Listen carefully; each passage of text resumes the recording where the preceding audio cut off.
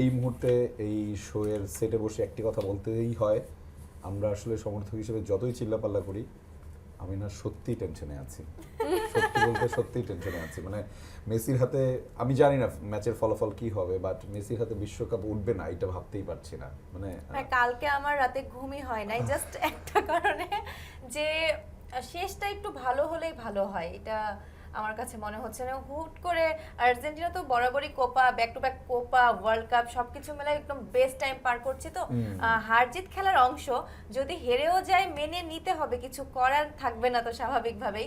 কিন্তু জিতলে মেসি যে রাজা, ফুটবলের রাজা, মানে রাজার আসনটা রাজারই থাকবে, রাজার একদম। থেকে বাইরে যাবে না আর এবং কি। যে মেসিকে আমরা ভালোবাসি তার একটি কোট এই মুহূর্তে আমি আপনাদেরকে শেয়ার করতে চাই। তিনি বলেছেন গতকাল, আজকের ম্যাচকে নিয়ে তিনি বলেছেন গতকাল, আগামীকাল যাই ঘটুক না কেন, এই দল ইতিমধ্যেই এমন একটি গল্প লিখে ফেলেছে যা আমরা কখনোই ভুলবো না, যা আমরা কখনোই ভুলবো না, যা আমরা কখনোই ভুলবো না। কেউ সেটি মুছেও ফেলতে পারবে না।